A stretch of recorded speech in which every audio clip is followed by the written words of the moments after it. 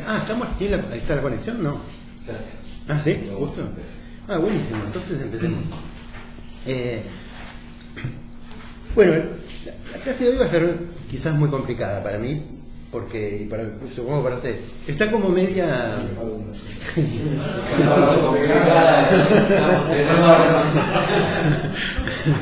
No, pero le digo... Agradecemos la sinceridad. No, digo en el sentido de que voy a hablar de distintas cosas y un poco desordenadas, ¿no? Por un lado quiero exponer cuál es el sentido del trabajo hasta ahora y hacia dónde me encamino. Eso por un lado. Y por el otro quiero, retomar un poco, justamente en este sentido, hacia dónde me dirijo, que es a pensar la epistemología del psicoanálisis como una antiontología, digamos, ¿no? En debate con Martín. La verdad de pensar si es posible una no ontología, ¿no? Es decir, en qué sentido se puede concebir algo no ontológico, ¿no? Fuera de la ontología. Se puede hacer como un breve recorrido y, digamos, la finalidad es exponer el tema del logos, qué significa logos, pensado desde Heráclito, desde Heidegger, con el trabajo Logos de Heidegger, y también quiero, digamos así, mostrarles otros dichos de Heráclito, otros fragmentos de Heráclito, que se habla mucho de Heráclito, pero por ahí no se lo lee, entonces por ahí son breves fragmentos, ¿no? Entonces, quiero hacer como muchas cosas, por eso digo que por ahí es quizás medio confuso, digamos, pero vamos a ir viendo. Mi intención hasta ahora fue, mi camino es primero presentar de qué se trata la ontología. Por eso hice varios recorridos hasta ahora, ¿no? Y también me interesa mostrarles más adelante la ontología de Heidegger para mostrar que hay ontologías no sustancialistas, ¿no? Que se puede pensar más allá de la sustancia, digamos. Que no necesariamente una ontología supone que sea de raigambre sustancial o sustancialista. Y cómo la ontología de Heidegger se acerca mucho al pensamiento de Lacan hasta cierto punto, ¿no? Eso sería para más adelante. Y también me interesa, recién me compré un libro de Gorgias que es sobre el no ser, y me interesa porque hay un trabajo de Bárbara Casén sobre esto, ¿no? Sobre este trabajo, y me interesa la relación entre la sofística y Lacan, ¿no? Entonces quiero trabajar más adelante, presentarles esto, porque me parece que hay ahí un anclaje, para mí por lo menos, sobre la tesis de la antiontología, ¿no? La posibilidad de establecer una antiontología. Entonces, mi camino es primero presentar la ontología en dirección hacia una antiontología, ¿no?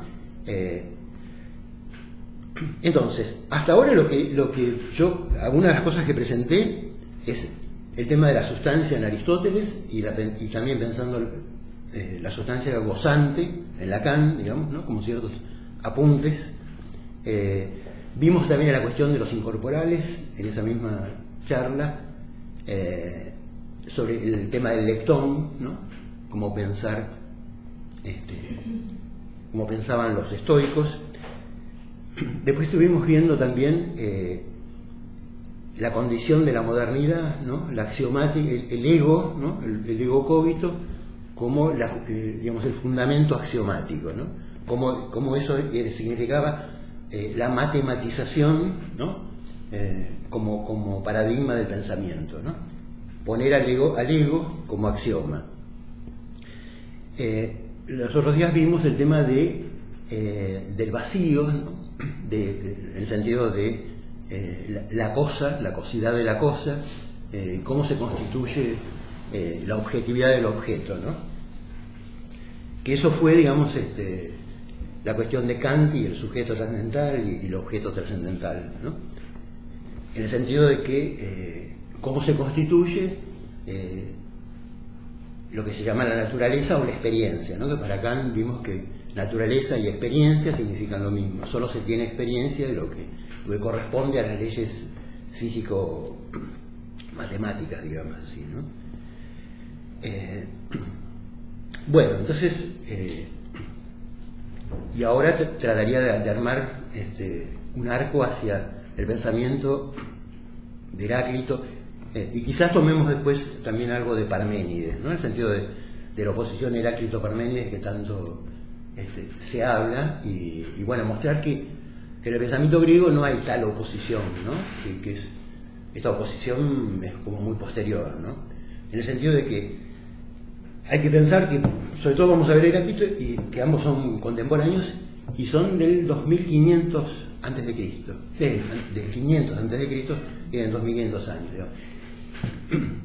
Y hay que pensar que los fragmentos que quedan, en realidad, no es que quedaron, digamos así, pedazos de libros, sino que los fragmentos están dispersos en una innumerable cantidad de otros escritores muy posteriores que en sus libros anotaban frases de Heráclito, ¿no? Como decía Heráclito, bueno. Y la mayor parte de lo que se sabe de Heráclito está escrita 800 años después, por un escritor, por un teólogo cristiano, que trata de adaptar. Entonces, hay muchos fragmentos, hay 120, digamos así, pequeñas frases, muy dispersas, y hay algunos que digamos que después de años de investigación, algunos se consideran apócrifos, otros no. Entonces, digamos que, y hay pocos testimonios de esa época, digamos. Anterior a Heráclito, lo que hay son los poemas de Homero, digamos, ¿no? Que son, digamos, tienen 300 años más de antigüedad. Pero bueno, pero es muy difícil acceder al sentido del griego de esa época, digamos, porque no hay demasiada confrontación. Entonces, el que fue muy pionero en la investigación del pensamiento griego fue Nietzsche. Nietzsche abrió todo un campo nuevo a la investigación y a la interpretación. Bueno, y Heidegger digamos, es un continuador de Nietzsche en ese sentido, digamos. Y todas las traducciones de Heidegger sobre lo griego son absolutamente únicas y originales. Si uno compara, digamos, por ejemplo, Alfredo tomó en las clases que dio sobre el logo, bueno, yo vi una, tomó algunos historiadores clásicos muy famosos, uno se llama Kirk y Raven, que son dos que tienen un libro sobre Heráclito, pero son no más que, digamos, son comentadores y filólogos, digamos así, pero no tienen el vuelo que tiene el filósofo pensando. Entonces, bueno, las interacciones, la lectura que hace Heidegger es muy particular. Bueno, digamos que por ahora, lo que hice hasta ahora fue un recorrido, digamos, sobre la ontología, ¿no? Porque me interesa, para poder pensar en la antiontología, primero tenemos que saber qué es la ontología, digamos. Si no, no tiene sentido, no es más que una frase. Y la otra posibilidad, la otra, digamos, cuestión que pienso es ¿cómo pensar una antiontología? ¿Qué significa el anti? ¿No? La oposición, porque el anti es una oposición. No significa no ontología, ¿no?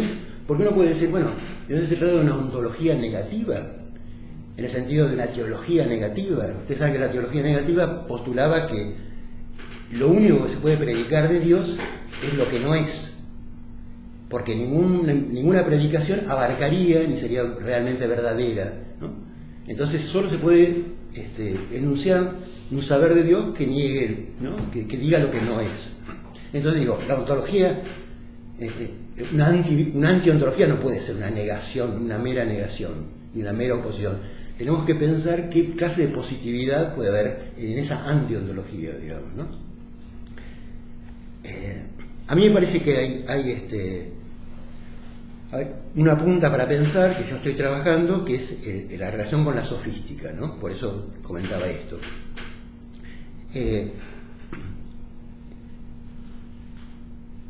Algunas perlitas que tiro de Lacan, ¿no? Cuando él dice que después las citas, si quieren se las doy más precisas, digamos, ¿no? Pero para no detenernos demasiado. Él habla de una mitología ontológica. También habla de que el número es sin respaldo ontológico,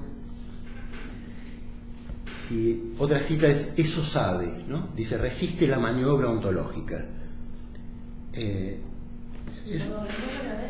El número es sin respaldo ontológico, sin respaldo, sin garantía, digamos, una garantía ontológica. Entonces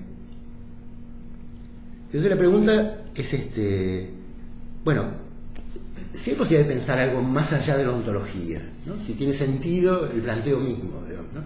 Porque a mí me interroga mucho, porque bueno, yo provengo de la filosofía y nunca había pensado la posibilidad de una no ontología, una antiontología o un no respaldo ontológico. Entonces a mí particularmente me interesa esa línea de investigación porque me cuestiona toda mi historia, digamos. Ahora, siempre estamos hablando de la ontología aristotélica cuando estamos hablando de cualquier ontología, me parece. En relación a Lacan decís. No, cuando vos decís cómo pensar una antiontología, en relación a qué ontología estás comparando, ¿con cuál? A cualquier ontología, a cualquiera, incluida la de Heidegger, que es una deconstrucción de toda la ontología anterior, digamos, una crítica. Cualquier ontología, la sustancialista, la... Sí, por eso quiero presentar también la de Heidegger, ¿no? Porque también Lacan la usa mucho, y cuando dice cómete tu Dasein, ¿no? Cómete ese Dasein, esa expresión, ¿no? Porque justamente lo que hace Heidegger es toda una crítica de toda la ontología, de toda la historia de la ontología por sustancialista, digamos, la desustancializa, ¿no? Y hay un movimiento parecido al de Lacan, digamos, ¿no? En el sentido que, así como hay un retorno, ¿no? Este famoso retorno de Lacan, y también en Heidegger es el mismo movimiento, ¿no? Que yo siempre señalo que no es un retorno al pasado ni a un momento, digamos, fundacional en el sentido de congelado, ¿no? De que empezó ahí, digamos, ¿no? Cuando Heidegger vuelve a esta cuestión del logo, ¿no?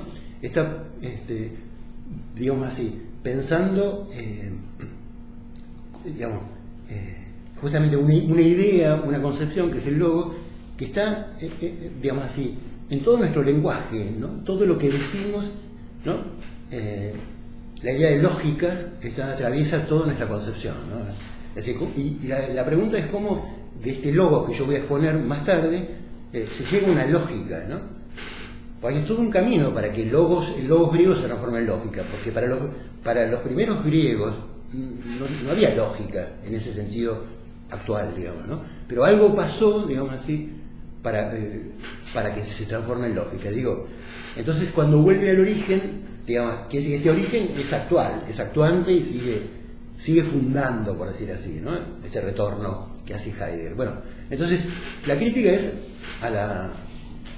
me parece que es a la ontología en general, no solo a cualquier ontología. Por eso digamos que me parece que la apuesta de Lacan es muy alta, si es como yo la entiendo. Por ahí llego a la conclusión de que no, me parece que, pero yo quiero investigar ese camino, digamos, ¿no? La posibilidad de una antiontología. Porque lo dice muchas veces, de muchas maneras. Hay muchas citas que Alfredo no dice antiontología, no dice antiontología, pero sí hay un rechazo claro a la ontología. Sí, ahí dice antifilosofía, sí. Antiontología lo dice Alfredo, pero sí. Se nota un rechazo. Hay montones de citas. Pero también vos decís que la crítica de Lacan es a cualquier ontología, no únicamente a la sustancialista. Sí, yo creo a cualquier ontología. Sí. Porque si no hubiera estado de acuerdo con Heidegger, digamos. Sí, pero no hay forma de evadir, bueno. No hay forma de evadir la ontología. Claro, no hay bueno. forma de evadir, o sea, ¿cómo sería ante cualquier ontología? Bueno, eso es lo que quiero intentar argumentar, digamos, y armar algo, sí. Claro. Voy a investigar eso. No pensar con los idiomas indoeuropeos. ¿Cómo? No pensar con las categorías de los idiomas indoeuropeos. ¿Qué sé yo? Y pero es otra, la de los chinos es otra, la de los No, pero no como ontología lo que piensan los chinos. ¿Entendés? Bueno, también es cierto. También. Sí. Pero Bárbara Cassin habla de una logología, una posibilidad de una logología. A mí me interesa, y la sofística también, ¿no? Opuesta, tan denostada por los filósofos, ¿no? Hay toda una historia de un gran enfrentamiento entre los sofistas y los filósofos, ¿no? Y hay todo un desprecio de la filosofía sobre los sofistas, y quedó en la historia, ¿no? Ese desprecio. Hay un famoso encuentro de Gorgias con Sócrates, y que Gorgias vuelve después de mucho tiempo a Atenas y se encuentra con Sócrates y le reprocha a Gorgias, a Sócrates, el estar siempre hablando de lo mismo, ¿no? Porque para el filósofo la mismidad es la cuestión del ser, digamos, ¿no? Lo sustancial, entonces siempre es recurrente y siempre se vuelve a hablar de lo mismo, ¿no? Esta identidad que supone en sí misma una diferencia. Y eso es un mérito para la filosofía, y para Gorgias significa justamente, digamos, como una decadencia, ¿no? Estar siempre hablando de lo mismo. Hay una oposición muy, muy, muy grande, digamos. Bueno, y porque me interesa, digamos, cómo pensar la acosa, la insustancia, ¿no? La contranaturaleza de la que habla también Lacan, ¿no?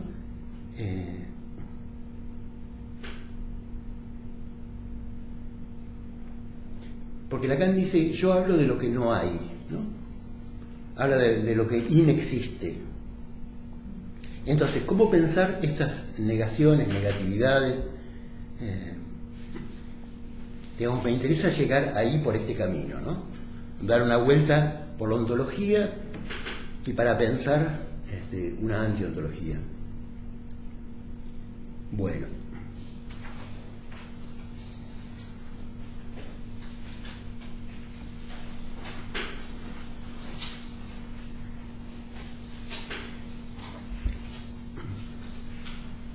En relación a Heráclito,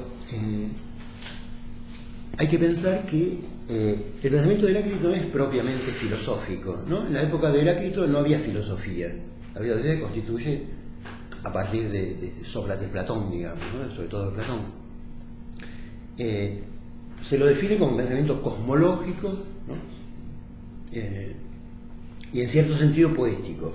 Poético en el sentido de producción, de poesía, ¿no? En el sentido que es la primera acuñación, ¿no? de cierto pensamiento no religioso, ¿no?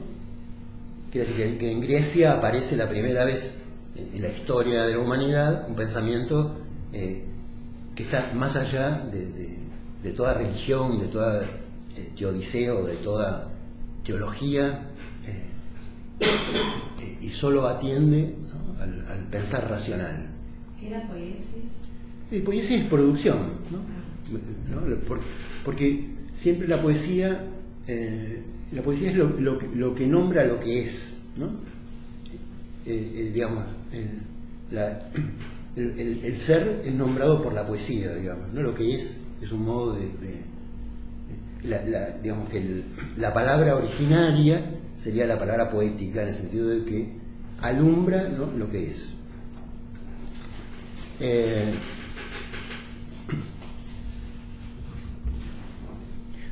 Bueno,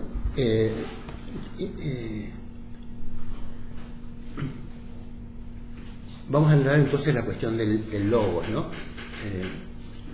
Porque la pregunta sobre el logos es ¿qué es digamos, la interrogación de Lacan es qué es hablar y qué es decir, ¿no? ¿Qué significa que hablemos y digamos, ¿no? Digamos, ¿qué índole de ser, digamos así, le adjudicamos al que se diga, ¿no? Y a este que se diga que queda olvidado, ¿no? Detrás de...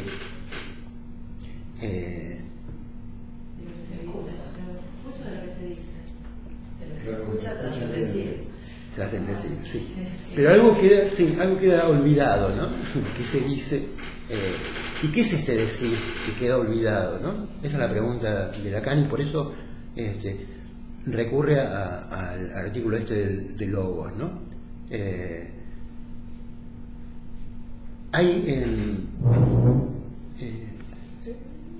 Lacan recurre a este artículo, pero hay muchos artículos de Heidegger sobre no sobre el logos, específicamente sí sobre el habla, ¿no?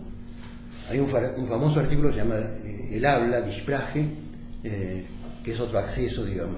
Y después está en Ser y Tiempo, al comienzo de todo, un párrafo dedicado a qué significa como está fundamentando la fenomenología, ¿no? va a dar cuenta de logos, ¿no? Dentro de fenomenología, ¿qué significa logos? Son 2-3 lugares, y después hay un seminario que dio con Eugen Fink, que es un discípulo y un continuador muy prestigioso, que tiene un libro, Fink tiene un libro sobre Nietzsche muy importante. Bueno, juntos dieron un seminario sobre Heráclito, sobre algunos fragmentos de Heráclito, cómo interpretarlos, bueno, digo, como remisiones, si a alguno le interesa.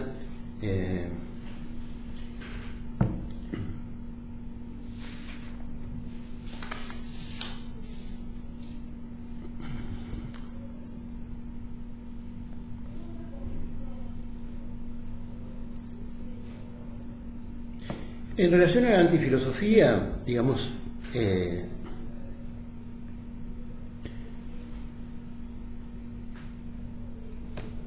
siempre se dice que la ontología es una ciencia de los fundamentos de lo posible, ¿no?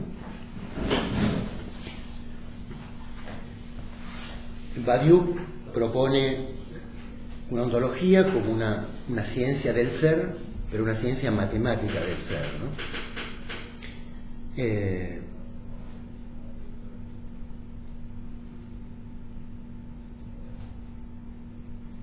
La cuestión ¿es posible una ontología del agujero, o del intervalo, o del inconsciente? Otra pregunta que a mí me interesa es explorar, que es ¿qué significa que ese hay del uno, ¿no? Hay del uno, de que habla Lacan? ¿En qué sentido? ¿En qué sentido hay, ¿no? Porque por un lado usa hay, pero también dice yo digo lo que no hay.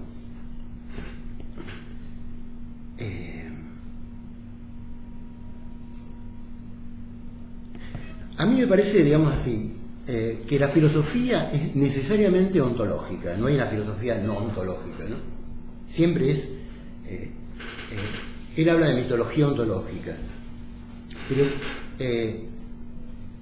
me parece que la ontología se postula, sí, un comienzo, ¿no? Hay una forma de pensar un comienzo, un origen, y que por lo tanto, digamos, si hay un comienzo, un origen, un primer momento, también hay una totalidad, ha implicado una totalidad, ¿no? Un final. Y también ha implicado un cierto sentido, ¿no? Hay implicado como una finalidad, como un destino. Y que en toda ontología es una constitución, ¿no? Es la constitución o la fundamentación, es una constitución o una fundamentación, ¿no? Que tiene estas 3 características, ¿no? De totalidad, de sentido, de constitución, de fundamento. Y me parece que habría que pensar si el hay, ¿no? El haber antiontológico no habría quizás más que mejor pensarlo, digo, como ficción, ¿no? Como esta verdad, como una verdad operante, digamos así, pero ficción entendido, digamos, ya no como engaño o como fantasía o como representación, no digo en ese sentido, sino pensar en el sentido de Bentham, ¿no? Pensar justamente como una realidad incorpórea, pero una verdad, digamos así, en el sentido, cuando decimos que la verdad tiene estructura de ficción, decimos que es una verdad que opera como real, ¿no? Es decir, que estas ficciones convierten al lenguaje en un objeto real, ¿no? Y en el sentido de que lo que revelan las ficciones es el valor de utilidad, ¿no? Que el lenguaje, en ese sentido de ficción, opera como un útil, como un valor, tiene un valor de uso, digamos, ¿no? Entonces, que estas ficciones verdaderas, que operan como reales, son la esencia del lenguaje. A mí me parece que por ese lado yo voy a trabajar también, ¿no? Una ontología en el sentido de ficciones que operan como reales, ¿no? Y también, bueno, en base a esto podemos pensar el estatuto ontológico de la pulsión, ¿no? De lo que habla, creo que Miller en un momento pone como acápite en un seminario de Lacan, ¿no? Habla sobre el estatuto ontológico de la pulsión. Entonces, bueno, tenemos que determinar qué estatuto tiene también, ¿no?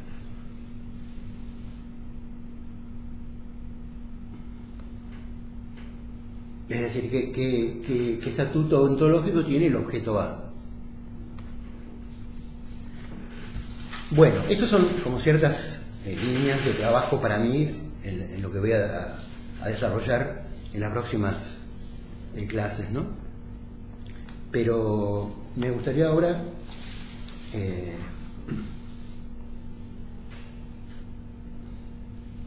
me gustaría desplayarme más sobre el tema del logos.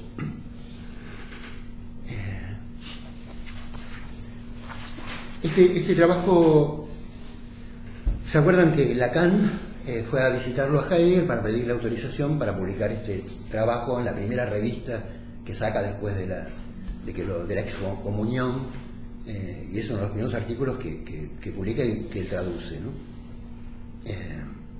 Es de 1951.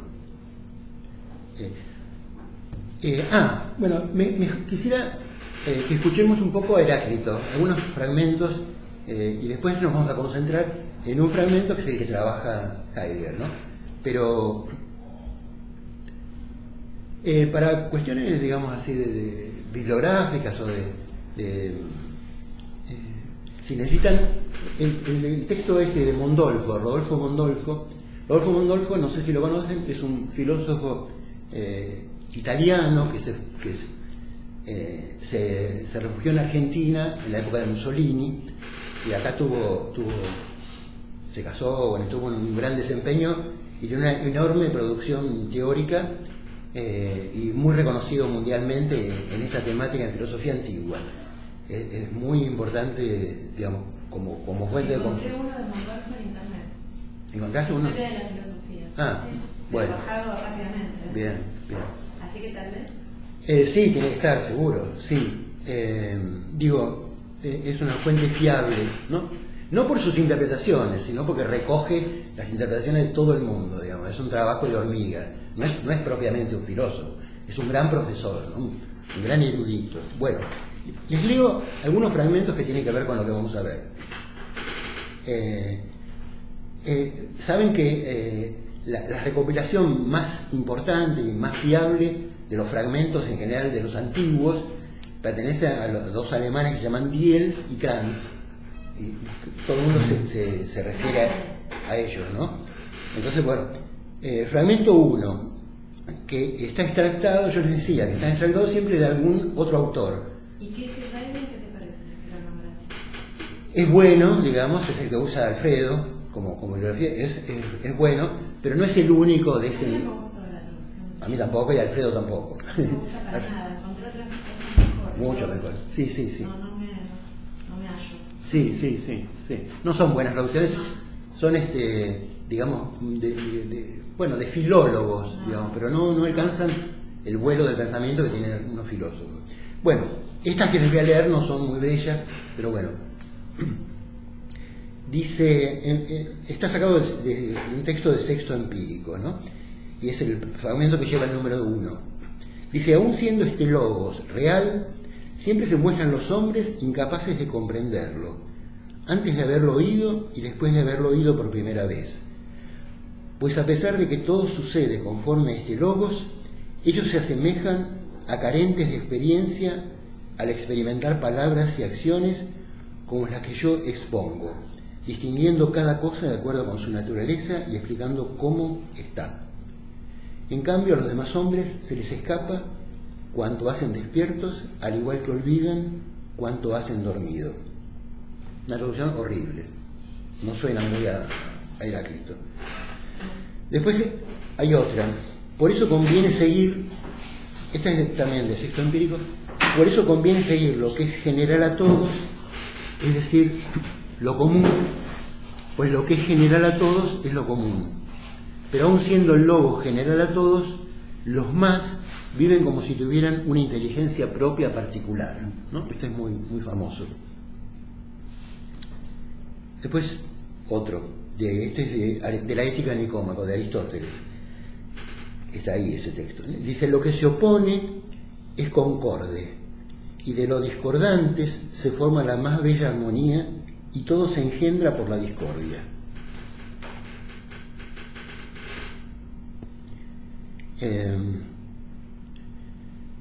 Este otro, pues acaso podrá ocultarse uno de la luz sensible, pero de la inteligible es imposible. O según dice Heráclito, y acá viene, ¿cómo podría uno ocultarse de lo que nunca tiene ocaso? ¿Cómo podría uno ocultarse de lo que nunca tiene ocaso, ¿no? De aquella luz que nunca se pone, digamos así, se oscurece, ¿no? De eso no hay forma de ocultarse.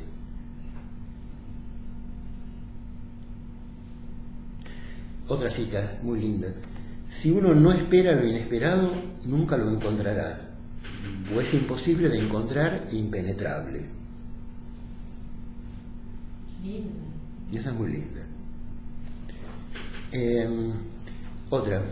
Este cosmos, uno mismo para todos los seres, no lo hizo ninguno de los dioses ni de los hombres, sino que siempre ha sido, es y será fuego eternamente viviente, que se enciende según medida y se apaga según medida.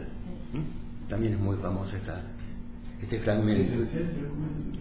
Que se enciende según medida y se apaga según medida, ¿no?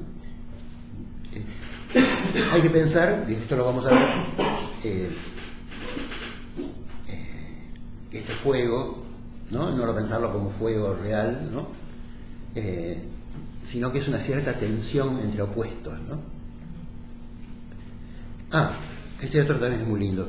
Lo único sabio, no quiere y quiere ser llamado con el nombre de Zeus.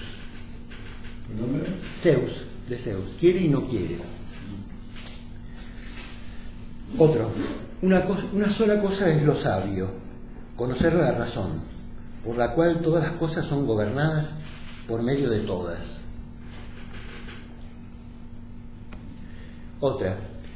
Los límites del alma, por más que procedas, no lograrás encontrarlos aun cuando recorrieras todos los caminos. Tan hondo tiene su logos. ¿Se acuerdan que Heráclito es llamado el oscuro, ¿no? Los posteriores lo llamaban, inclusive Heidegger dice, hasta los contemporáneos también lo llamaban el oscuro, ¿no?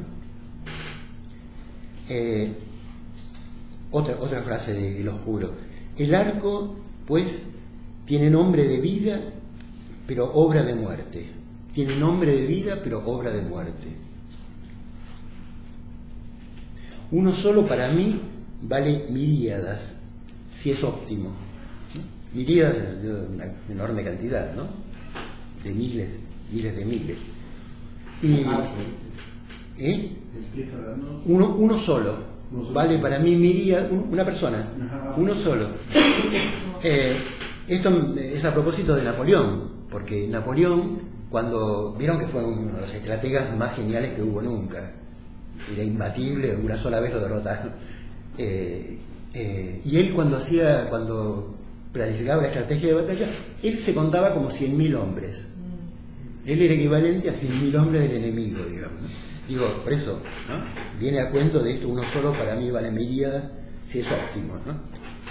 Y de hecho, bueno, Napoleón demostraba que sus cálculos eran correctos. Era invencible, digamos, ¿no? Bueno, este otro famoso en esta traducción, ¿no? En los mismos ríos ingresamos y no ingresamos, estamos y no estamos. Este otro, no escuchando a mí sino a la razón, sabio es que reconozcas que todas las cosas son uno. Este es el que vamos a trabajar, el fragmento 50. Esta es una traducción. Sí, pero ese uno es el uno de él. No es cualquier uno. No es. Es el uno de Heráclito, no es el uno. No, es el de. Bueno, ¿No? Pero, ahora vamos a ver. Vuelvo a leerlo y después les leo la de Heidegger, ¿no? Dice, no escuchando a mí, sino a la razón, logos, sabio es que reconozcas que todas las cosas son uno. Esta traducción. Y Heidegger va a decir, si no me habéis oído a mí, sino al sentido, entonces es sabio decir, en el mismo sentido, uno es todo. No se parecen demasiado.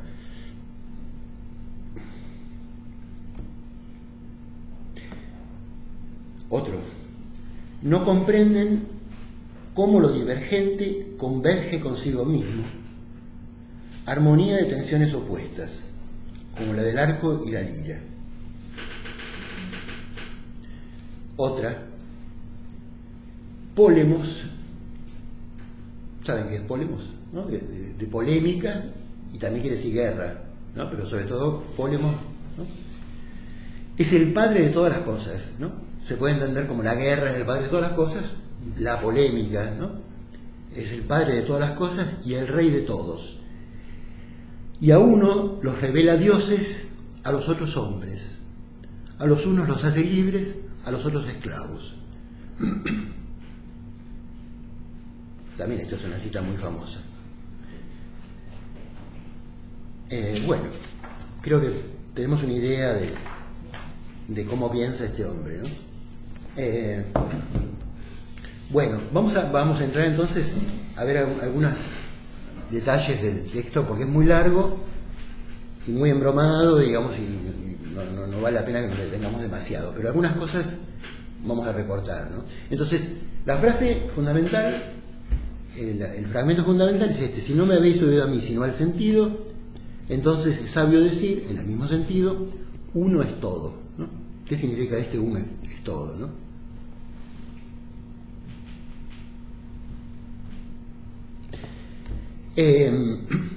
Heidegger dice la sentencia habla de oír y haber oído, ¿no? De la escucha. Habla, digamos, dice el que habla, ¿no? Si no me habéis oído a mí, ¿no? Habla del que habla, del ego, ¿no? Del pensador, que toma en cuenta el oír y el decir, ambas cosas, ¿no? Y dice que lo que dice el logos es uno es todo, ¿no? Y que en griego se dice en panta, ¿no? Panta es todo, en es uno.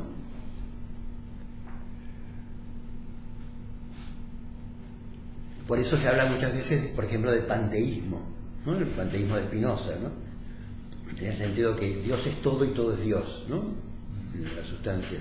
Bueno, le leo un parrafito. Dice: la sentencia de Heráclito parece comprensible desde todos los puntos de vista. Sin embargo, aquí todo sigue siendo cuestionable.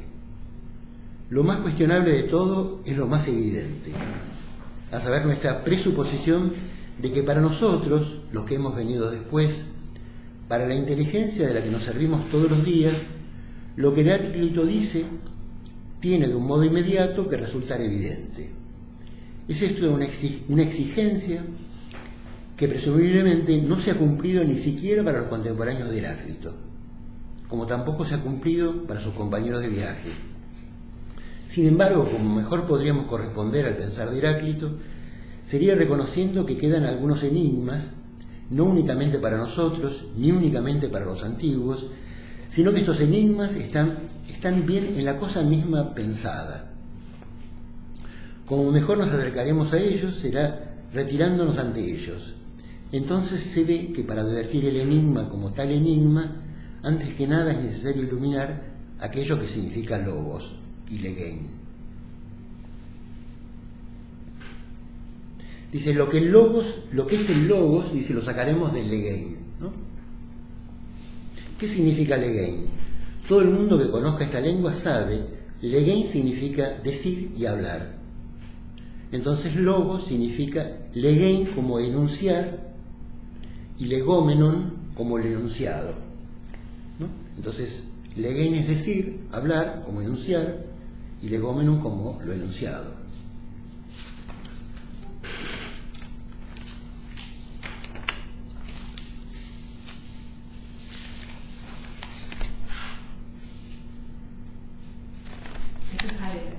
Esto es Heidegger, sí, estamos en el artículo Logos.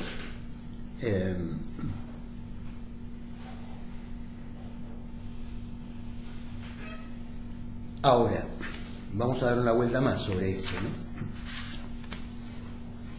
Entonces, y sigue Heidegger. ¿Quién podría negar que en la lengua de los griegos, desde muy pronto, legen significa hablar, decir, contar? Pero igualmente pronto y de un modo aún más originario, y por eso también dentro del significado que hemos mencionado, significa lo que quiere decir en alemán el homónimo legen, ¿no? ¿Qué quiere decir? Legen quiere decir poner abajo y delante, ¿no? Aquí, digamos, y dice Heidegger, aquí prevalece el juntar. El verbo latino legere, ¿no? Como leer, ¿no? Legere es leer en latín. Dice en el sentido de ir a buscar y juntar. Entonces, dice propiamente, legen significa el poner abajo y poner delante, quiere decir extender, ¿no? Entonces, este logos, este hablar, este decir, es un poner delante extendido, poner abajo, delante, extendido, ¿no? Como hacer yacer por delante, ¿no?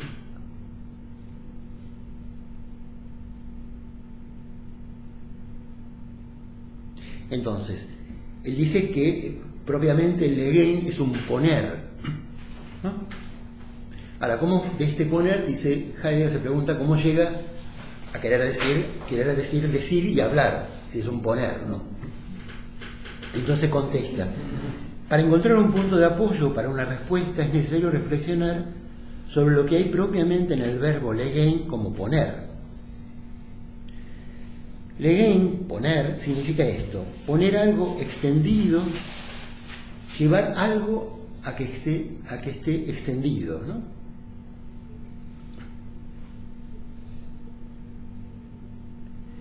Pero este poner, dice, es además y al mismo tiempo un componer, en el sentido de poner una cosa junto a otra. Cuando decimos todo esto tenemos que pensar en el decir, en el hablar, ¿no? En el hablar como un poner al mismo tiempo un significante junto a otro, ¿no? Y ponerlos por delante, ¿no? Enunciarlos. Y en ese sentido la lectura es una composición, ¿no? Es un juntar. Y la música, claro, exactamente.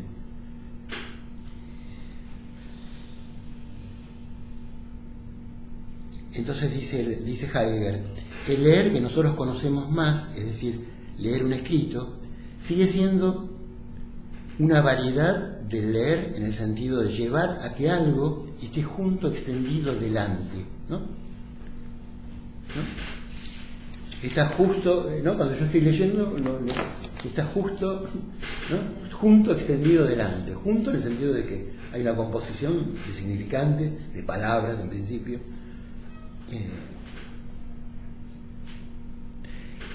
Y esta composición es una reunión, pero una reunión, dice él, no es un mero amontonar, ¿no? Porque se puede juntar de esa manera. Es un reunir, digamos así, que de algún modo, dice, alberga, ¿no? Contiene. Digo, en el logos, en el habla, en el decir, hay un albergar, ¿no? Un resguardar que contiene lo dicho, ¿no? Sí.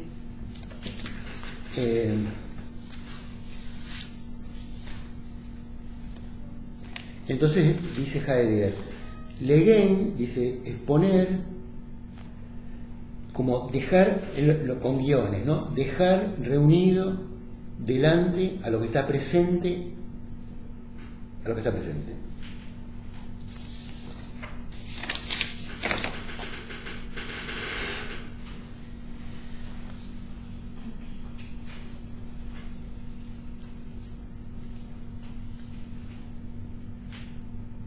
Les voy a leer un poco más y después voy a retomar y explicar un poco, pero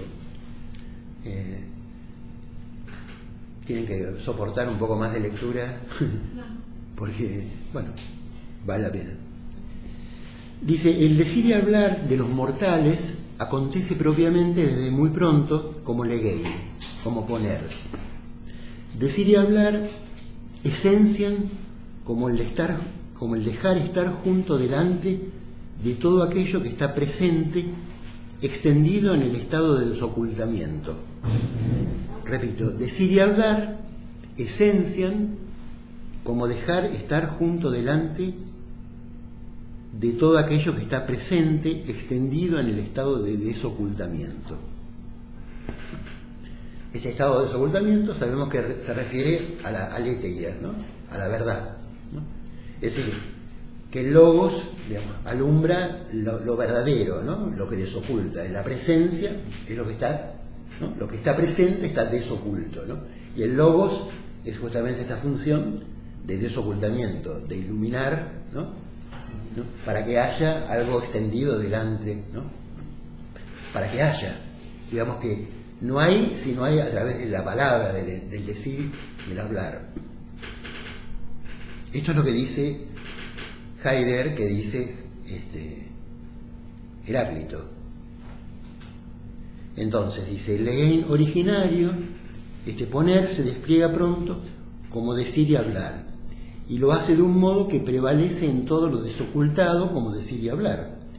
El legein, como poner, se deja dominar por este modo predominante suyo, pero esto solo con el fin de que así pueda ocultar, poner detrás, de antemano, la esencia de decir y hablar en el prevalecer del poner propio. Le da una vuelta en ese sentido, porque otra vez está jugando con este poder ocultar, el poner detrás, digamos, ¿no? Porque piensen que lo que se revela a la vez vela, ¿no? La aletheia era el desocultamiento de lo oculto. La verdad, y no es la verdad. Fue traducido como verdad, pero en realidad es el desocultamiento de lo oculto. Exactamente. O el desvelamiento de lo velado. Pero siempre, digamos, no es que cuando se desvela y cuando aparece queda todo a la luz, sino que, ¿no? Que a la vez eso ha hecho una sombra, ¿no? La luz misma ha hecho una sombra sobre lo que revela. Entonces siempre hay un juego de oculto y desoculto, ¿no? Tanto en la presencia, en lo presente, como en la verdad, digamos, ¿no? Un principio de indeterminación. Un principio de indeterminación, exacto, como una oscilación, ¿no? Como un contraste, digamos así. En ese sentido, si no hubiera, lo que decía un poco Heráclito antes, ¿no? Si no hubiera esta armonía de los opuestos, ¿no? Que el mundo se sostiene en lo armónico de la oposición. El pólimos, ¿no? El padre de todas las cosas, es esta tensión entre los opuestos. Lo que hay siempre es una tensión entre opuestos, ¿no? Luz y oscuridad. ¿Saca de ahí esto? ¿De ahí de dónde? De la armonía de los opuestos. Sí, sí. Esto del lo oculto del desvelamiento y todo esto. Esta idea de la verdad como desocultamiento. Sí. No solo de ahí. No, del concepto de griego. Sí, sí, también, absolutamente, sí. ¿Te acuerdan que yo les conté en un momento que aletheia quiere decir que letheia viene del leteo? Leteo era el río que cruzan las almas de los muertos cuando van al infierno, digamos así, o cuando mueren, cruzan el leteo. Y cuando cruzan el leteo se olvidan de todo lo que les sucedió en la vida. Se pierde toda la memoria, digamos, ¿no? Cuando se va al infierno. Entonces, la negación, la aletheia, significa la negación del olvido, digamos, ¿no? Entonces, por eso la reminiscencia platónica, digamos, ¿no? Que trae aquello que estaba como olvidado, ¿no? Lo desoculta. Bueno, un poco más. Perdón, este concepto de aletheia estaba en Grecia, era un concepto griego. Sí. Platón agarró esto y le dio la forma de la alegoría. Por ejemplo. Digo, era un concepto griego. Era un concepto, sí, de los primeros pensadores griegos, digamos, ¿no? Antes de la filosofía. Vamos a pensar en Estos Heráclito, por ejemplo, Heráclito, Parménides, Anaximandro, Pitágoras, digamos, todos antes, digamos, de Sócrates, donde según, no solo Heidegger, sino Nietzsche también, hubo como una tergiversación, digamos así, o como un desvío de ese pensamiento originario, digamos, ¿no? Y empieza la cuestión de la sustancialización, digamos, ¿no? Pero estamos en un periodo muy anterior. Esto sucede 500 años antes de Cristo, digamos, ¿no? Este pensar. Y bueno, recuerden esto que les dije, que la mayor parte de los fragmentos han sido recogidos 800 años después de la vida de Heráclito, ¿no? La mayor parte. ¿En qué momento se encontraron? En realidad no es que se encontraron, sino que están dispersos en distintas obras de otros griegos muy posteriores. Y la mayor parte pertenecen a uno de los primeros teólogos cristianos, pensadores cristianos, del año 300. La mayor parte está en esa obra, donde comenta, dice como Heráclito dijo, y están dispersos en montones de obras. Digamos, cada fragmento pertenece a Clemente. Bueno, Clemente es el donde más... Yo no entendía cuando leía los libros. Claro, uno piensa que quedaron fragmentos, pedazos, no quedó nada en realidad. Que cada uno agarró uno, por eso yo decía, ¿por qué hay de diferentes? No, está totalmente disperso. Diógenes, Laercio, Sí. Hipólito, ¿Y la mayoría de qué épocas son? del 300 después de Cristo. Es decir, que pasaron 800 años y la mayor parte son de Clemente o de Hipólito, y que encima son cristianos. Entonces, bueno, es complicado. Desde ya que están en griego, y eso es importante, que estén en griego, por lo menos tenemos recortado algo de lo que dijo en el original. Bueno, imagínense que hace como, no sé, desde 1600, 1700, que se viene trabajando, cantidades enormes de eruditos han trabajado mucho, digamos, ¿no? sobre los fragmentos para poder clasificarlos y purificarlos y decir que es realmente Heráclito y puede ser música. Bueno, volvamos a esto. Dice Heidegger ahora, dice, el hecho de que el Legein, como poner, sea esto donde decir y hablar insertan su esencia, contiene la indicación a la decisión primera y más rica sobre la esencia del lenguaje. ¿De dónde cayó este? La pregunta es de mucho peso y presumiblemente es la misma que esta otra. ¿Hasta qué punto esta marca de la esencia del lenguaje llega desde ese poner, ¿no? Desde ese Legein? Dice, alcanza hasta lo más extremo del posible provenir esencial del lenguaje. Porque como dejar estar delante que reúne, el decir recibe su modo esencial del estado de desocultamiento de lo que está junto delante. Pero el desocultamiento del oculto, entrando en lo no ocultado, es la presencia misma de lo presente. Llamamos a esto el ser del ente. ¿Qué quiere decir? Quiere decir que está hablando de lo que nosotros llamamos el hipokeimen o el subjectum. Lacan, cuando comenta esto en el artículo, cuando lo publica, pone una llamada a este ser del ente y pone abajo subjectum, ¿no? Que cuando Heidegger está diciendo que el decir recibe su modo esencial del estado de desocultamiento de lo que está junto delante, y que el desocultamiento del oculto en lo no ocultado es la presencia misma de lo presente. La presencia misma de lo presente es el subjectum, ¿no? Es el ser del ente. Y este subjectum y esta presencia misma de lo presente es el logos. Es decir, que el ser del ente es el decir y el hablar para Heráclito. Esto es, ¿no? Digamos, el subjectum, entendido ya desde Platón, Aristóteles, desde la filosofía posterior, este subjectum, este hipokeimen, como ser del ente, es logos, ¿no? Pero logos en el sentido de legein, en el sentido de decir, ¿no? Porque es primero el decir que el logos. Quiero decir, es más originario el decir y el hablar que el logos mismo, que la idea de razón, ¿no? que la razón viene a cuento del decir, ¿no? Del hecho de que decimos, de que haya dicho. O sea, se pasó de esto a la razón. Se pasó de ahí al logos, digamos, que es derivado del decir. No es que, pues si no pensamos que primero está el logos y después desde el logos es un ente que dice. No. O ¿no? sea que el ser del ente es el decir y hablar. El ser del ente. Para Heráclito, dicho por Heidegger. Sí, sí, sí. Y que este se transformó en razón logos. Con el tiempo, con muchas vueltas, llegó a ser lo racional. ¿En qué sentido? Piensen que de este logos, de este poner delante, extendido, junto delante, terminamos en que todo lo racional es real. Terminamos al final de la filosofía en que lo real y lo racional es lo mismo, digamos, ¿no? Hay una mutación en el sentido ahí. Y agrega Heidegger, van a ver algunas cosas que les van a resonar también. Dice, de este modo, el hablar del lenguaje, un hablar que esencia en el Legen como poner, no se determina ni desde la emisión sonora, que en griego, claro, no se lo determina como foné, ¿no? La emisión sonora es foné, ¿no? Fonética. Ni como significar. Y significar se dice semanein, ¿no? De semántica, semanein, ¿no? Ni foné ni semanein. No tiene que ver con eso, decir.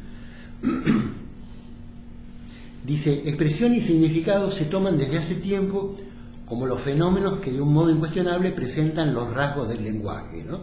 Ahí está esto es lo que ha devenido, ¿no? Expresión y significado, como si el lenguaje fuera, ¿no? el hecho de comunicar, de expresar, ¿no? O el significado. Y él dice, no, esto no es lo originario, ¿no? Eso es derivado. Dice, pero estos dos ni alcanzan propiamente la región de la marca esencial inicial del lenguaje, ni son capaces en absoluto de determinar esta región en sus rasgos fundamentales. Dice, el pensar humano ni se asombró nunca de este acaecimiento. No, perdón, me salté algo. El hecho de que de un modo inadvertido y muy pronto, como si no hubiera ocurrido nada, decir prevalezca como poner y en consecuencia hablar aparezca como Legen, ha dado como fruto una extraña consecuencia.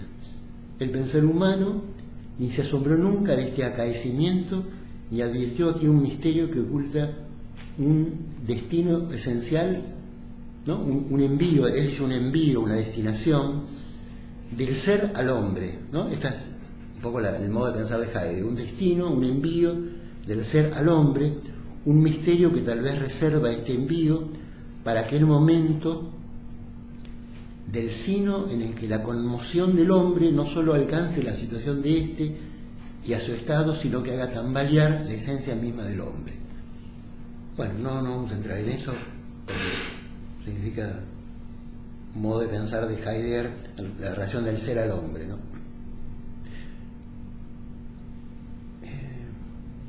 Bueno, vamos a dar otra vuelta sobre esto. Y dice, decir es un dejar estar delante junto que reunido reúne. Entonces, si ocurre esto con la esencia del hablar, ¿qué es el oír? Se pregunta qué es el oír, ¿no? Como Legen, el hablar no se determina desde el sonido que expresa sentido.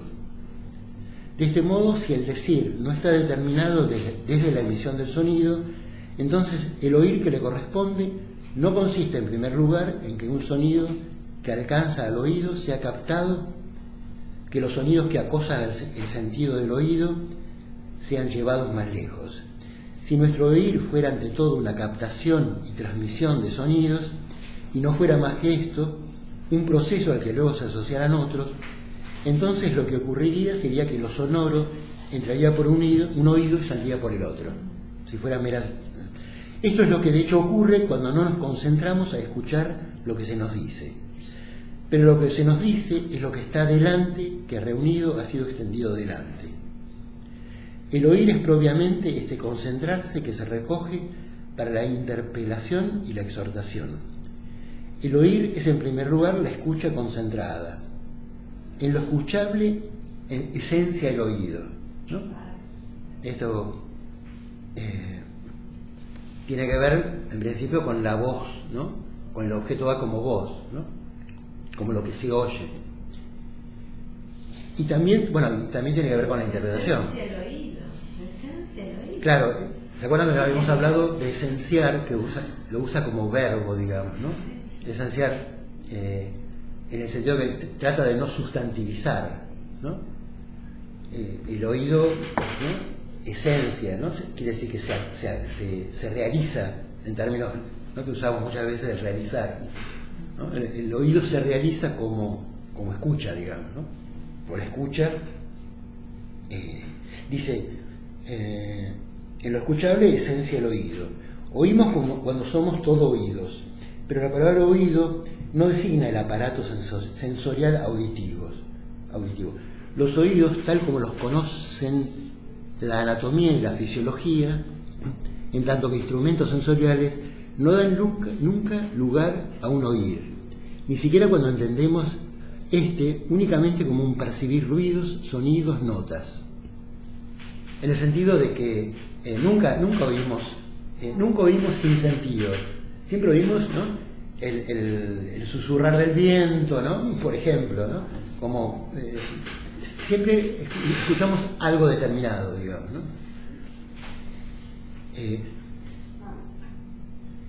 Dice, un percibir tal no se deja ni constatar por medio de la anatomía, ni comprobar por medio de la fisiología, ni en modo alguno aprender por medio de la biología, como un proceso que se desarrolla en el seno del organismo, si bien el percibir solo vive siendo corporal. De este modo, mientras al considerar el escuchar, tal como hacen las ciencias, partamos de lo acústico, estamos poniéndolo todo cabeza abajo, ¿no?, si partimos de lo acústico. Cuando Heidegger comenta, porque le hacen preguntas sobre la obra de Freud, y la crítica lo que dice Heidegger es que le resulta muy biologicista, ¿no?, la lectura de Freud. Me hace acordar esto, ¿no?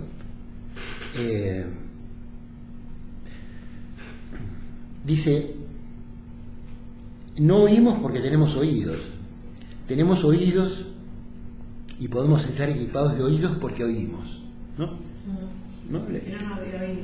Si no, no habría oídos, digamos. Hay oído porque oímos. Porque, sí, en el sentido de escuchar, ¿no? Dice, los mortales oyen el trueno del cielo, el susurro del bosque, el fluir de la fuente, los sonidos de las cuerdas de un instrumento, el matraqueo de los motores, el ruido de la ciudad, solo y únicamente en la medida en que de un modo u otro pertenecen o no pertenecen a todo esto. En el sentido de corresponden, ¿no? Esto sería, digamos, la posición del analista, dice Lacan comentando esto, ¿no? En el sentido de que uno corresponde a lo que escucha o no, pertenece o no pertenece, ¿no? Dice, somos todo oídos cuando nuestra concentración se traslada totalmente a la escucha y ha olvidado del todo los oídos y el mero acoso de los sonidos. Mientras oigamos solo el sonido de las palabras como la expresión de uno que está hablando, estamos muy lejos de escuchar. De este modo tampoco llegaremos nunca a haber oído algo propiamente. Pero dice, entonces, ¿cuándo ocurre esto? Dice, hemos oído cuando pertenecemos a lo que nos han dicho. El hablar de lo que nos han dicho es el Legein, ¿no? El hablar de lo que nos han dicho es el Legein, el dejar estar delante junto. Pertenecer al hablar significa lo que un dejar estar delante pone en juxtaposición y lo deja estar en su totalidad. Es decir, cuando escuchamos, no se trata de escuchar ni el sonido, se trata, digamos, no de escuchar a la persona, sino lo que nos han dicho, ¿no? En ese sentido. La cosmática no tenía que ver con eso, esas clases de Pitágoras quedaban como atrás de una cortina, ¿no? Como buscando ahí, bueno, supuestamente, no sé, como que era mejor porque eso, ¿no? Como interfería la imagen en la palabra. En lo que dice. Totalmente, sí. Escuchar no hay que habla, sino lo que se dice, ¿no? El hecho, bueno, esta frase famosa de Lacan, ¿no? Sí, me parece que es exactamente eso, ¿no? Digamos, porque la persona, digamos, vela el que se dice, ¿no? El decir. El decir es lo que queda olvidado detrás de lo que es dicho, en lo que se escucha. Esa es la, ¿no? Sí, Perfecto. claro. Bueno, por eso, digamos, Lacan toma este texto, digamos, porque le resuena todo el tiempo, ¿no? Pensar.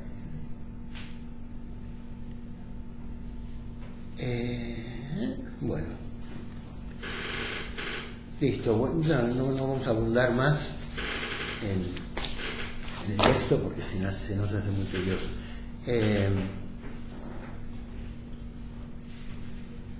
Entonces, para redondear,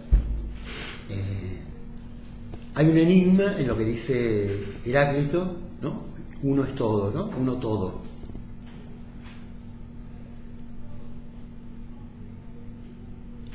Entonces dijimos que el logos viene del decir y del hablar, del enunciar, ¿no? Del legein.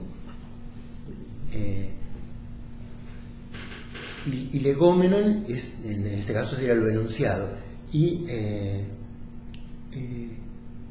¿conocen el juego, no el Rusty, que se llama el Lego? Lego, los cositos, bueno, el Lego quiere decir juntar, unir, reunir, ¿no? Lego, por eso el jueguito se llama Lego, ¿no? De legein, de legómenon, ¿no?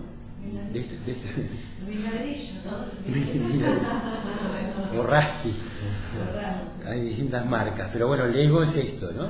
Es junto, pongo, ¿no? Compongo, componer, ¿no? Reunir, ¿se acuerdan? Entonces, el habla, este logos, es un componer, un reunir, un juntar, pero no de un modo, no amontona, ¿no? Con ligar también, exactamente. Preserva, ¿no? De algún modo lo resguarda, lo preserva, lo alberga. Piensen en lo que se llama el tesoro de los significantes, ¿no?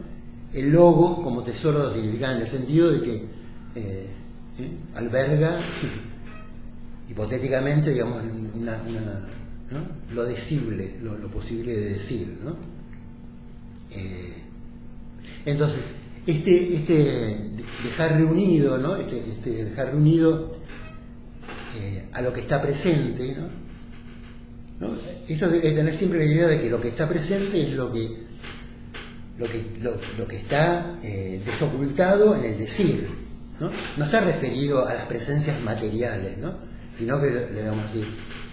Por eso, digamos, a esa altura del pensamiento griego no hay división entre physis y logos, como ocurre más adelante.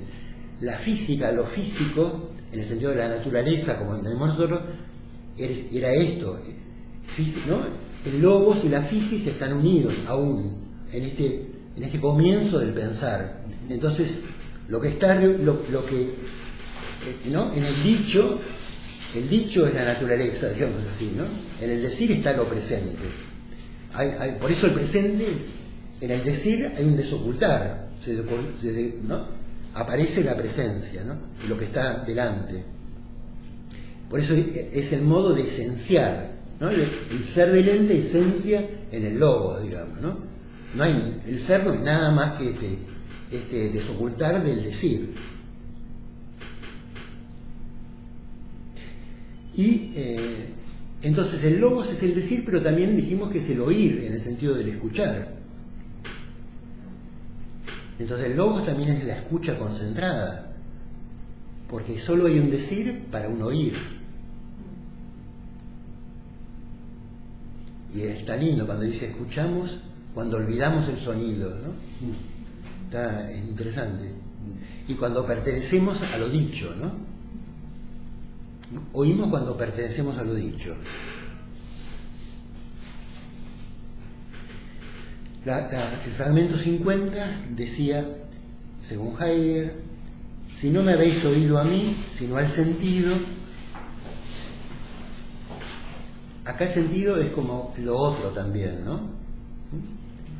Si no me habéis oído a mí, sino al sentido, entonces es sabio decir, en el mismo sentido, uno es todo en Banta, ¿no? Uno todo.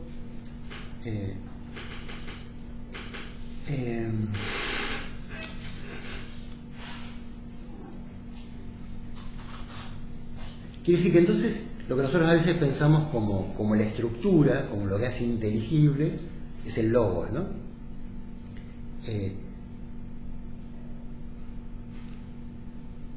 Recordemos entonces que Lacan subraya que este poner por abajo delante, ¿no? Es el subjectum, ¿no? Este logos es el poner, ¿no? Y quiere decir que el logos es lo que sostiene el mundo de alguna manera, sostiene la presencia de lo presente, sostiene la mundanidad del mundo en el decir, en el dicho, digamos, ¿no?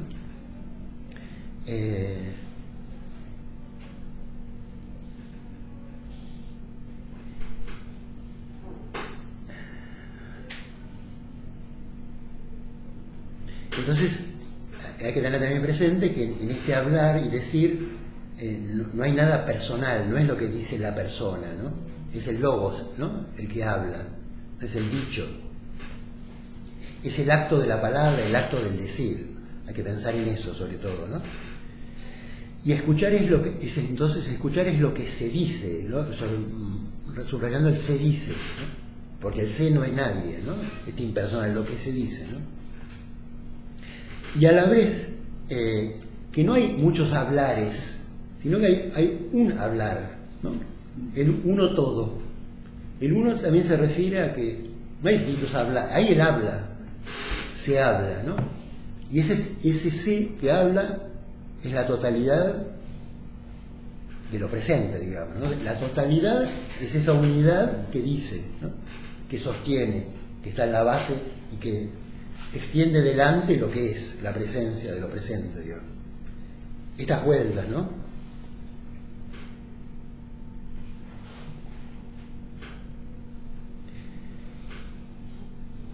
Entonces este oír y escuchar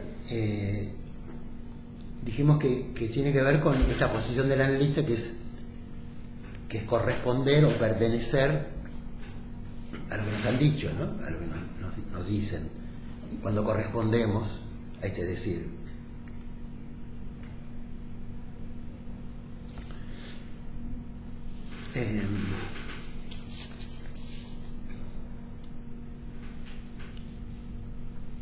Bien.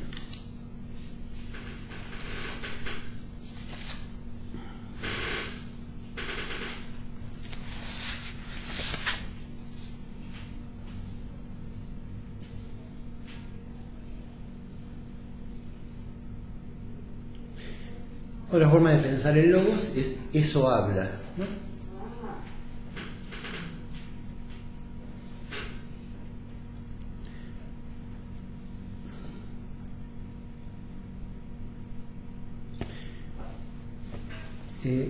Otra forma de pensar el logos, el habla, logos como habla, ¿no? Quiere decir, logos también quiere decir hay una palabra con la cual tiene razón, se llama en griego que es delon. Delon quiere decir hacer visible, ¿no? Hacer evidente algo, hacer patente algo, ¿no? Eso es el logos, ¿no? El hacer visible. Pero lo que hace visible es de aquello que se habla en el habla, ¿no? De lo que se habla en el habla. Eso hace visible, ¿no? ¿Y qué quiere decir eso? Quiere decir que muestra, ¿no? Que permite ver algo. ¿Y qué es lo que permite ver el habla?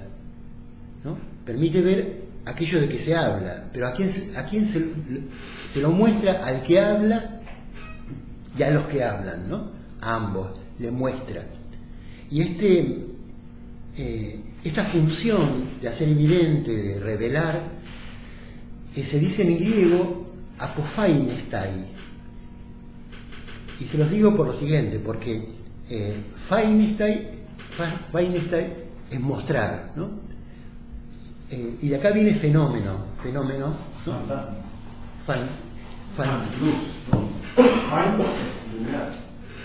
Fain es luminar, sí. Fantasma en griego se dice fantasía. La fantasía es lo que después nosotros llamaríamos el fantasma, ¿no?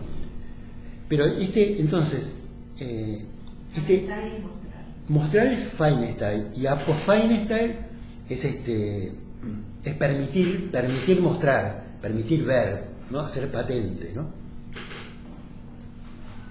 Entonces, el logos, digamos así, hace accesible, hace patente al otro aquello de que se habla, digamos, ¿no?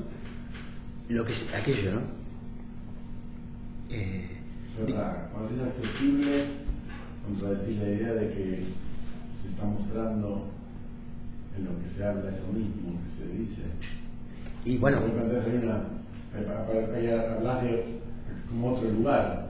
y pero te Es como lo que ocurre en el hecho mismo del decir y de escuchar, pero luego decir que se accede en el sentido de que permite ver, digamos, en ese sentido crea como un camino, digamos así, ¿no? Permite, aclara la visión, digamos, si no, no habría. Ahora, en concreto, digamos, es sonido, ¿no? El logos es sonido, es foné. En concreto, se escucha. Pero ellos lo piensan, en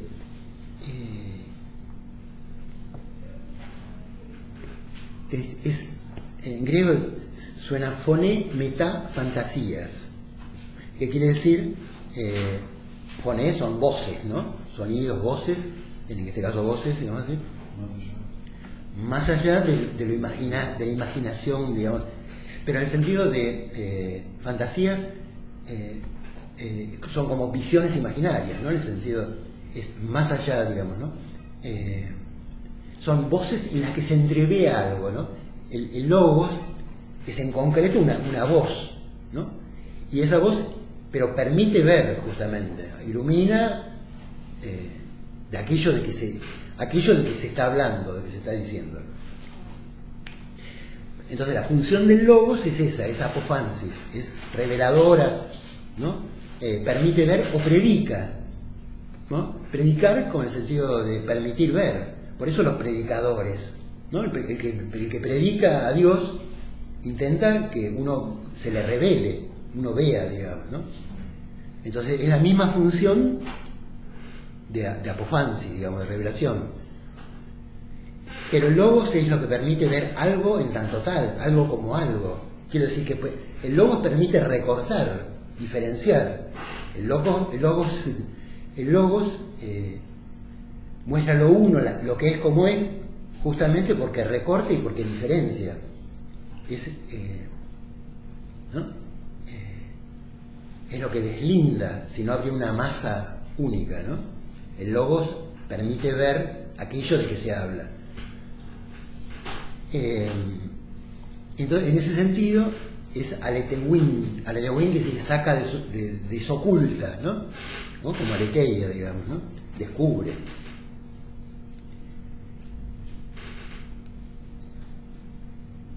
Pero a la vez tiene otra función el logos, que es encubrir, así como descubre, encubre, es decir, que en griego se dice pseudestai, ¿no? En el sentido de pseudos, ¿no? Cuando habla de, ¿se acuerdan de que Freud habla de proton pseudos, ¿no? La primera mentira. Bueno, entonces esa función de encubrimiento de pseudestai es hacer pasar algo por lo que no es. El logos también permite mostrar algo, ¿no? como apariencia, como lo que no es. Bueno, El logos gasta. va para todos, sí. Se revela, se oculta. Para decir, para poner delante, pero tenemos todo ahí. Bueno, por eso uno todo. Eso que se ve, ¿no? Eso que llamas eso, ¿sí? Eso que llamas eso, lo que decís que eso que se ve, eso que se habla, no es el ente. Es el decir, es el dicho. No estás hablando de lo que pasa con el dicho. Eso, hablar en eso, de lo que se ve, de lo que oculta. ¿Sabes que no estás el ente ahí? Eso es lo que es. Eso es lo que es la presencia. Es el ente. Sí, es un algo. Con una dimensión Sí. lógica debes pensar. Sí. Ahí, desde ya, estamos en ese plano. Sí. Lo que se revela es lo que es. Pero también se oculta. Bueno, pero solo se Pasan oculta. las dos cosas. Sí, pero es cierto que lo que se oculta y lo que se revela es algo, es un ente, es una entidad. Ay, No, en el sentido de que recorta algo. Todo lo que estamos diciendo que se ve, Yo sé. que se, digamos, si no tiene fruto de ¿qué es entonces? Sí. Es un ser de bicho. Es un ser de bicho, pero es un ser, ¿no? Y sí, es un ser de un ente, digamos. Pero es un ser de un ente, no es lo mismo que un ente. No es lo mismo que un ente. Es un ser de un ente. Bueno, pero desde ya, pero no hay un ser solo. El ser siempre es de un ente. Porque si no, el ser estaría volando en alguna parte. Digo, el ser se refiere al ente. Es lo que hace ser al ente, digamos, ¿no? Porque si no tenemos la idea de que el ser es Dios. Es un ente que está por fuera de todo. Y el ser, pensado filosóficamente, no es necesariamente Dios. Puede serlo o no, depende, pero siempre es el ser de alguien, de algo, de un ente, de alguna cosa. Porque cuando pensamos el ser, siempre pensamos lo que hace posible que sea, lo que sea, cualquier cosa, que es lo que hace posible. Eso es el ser, lo que lo hace posible. Lo que decía, por eso hablamos de la ontología kantiana, las condiciones de posibilidad. Está pensando, ¿no? ¿Cuáles son las condiciones de posibilidad de toda la naturaleza, de todos los entes?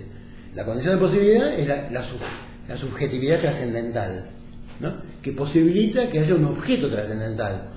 Digo, eso sería el ser. Para Kant, el ser del ente es la subjetividad misma. Más allá de la subjetividad misma no sabemos qué hay. Y la cosa en sí, estará Dios, no sabemos. Pero de conocer, si queremos conocer algo, es a partir de las categorías, de lo que genera nuestra subjetividad. Pero digo, ¿no? Para volver otra vez siempre a que el ser no es algo etéreo que está en alguna parte, sino que está siempre referido a la presencia de lo presente. El asombro es lo que constituye la filosofía.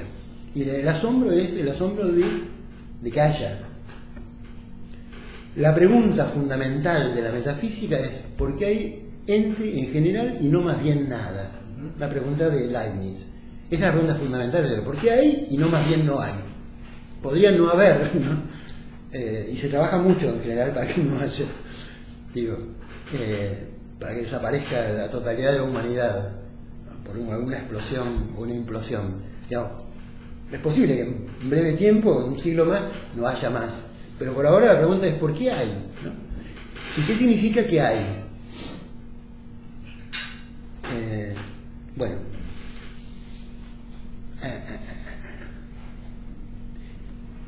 Voy a terminar con una cosita en relación al uno. Que hay que pensar este uno, cuando dice en Panta uno todo, que ese uno es lo uniente, ¿no? El uno como lo que unifica, lo que reúne, ¿no? Lo que une ligando, ¿no? Bueno.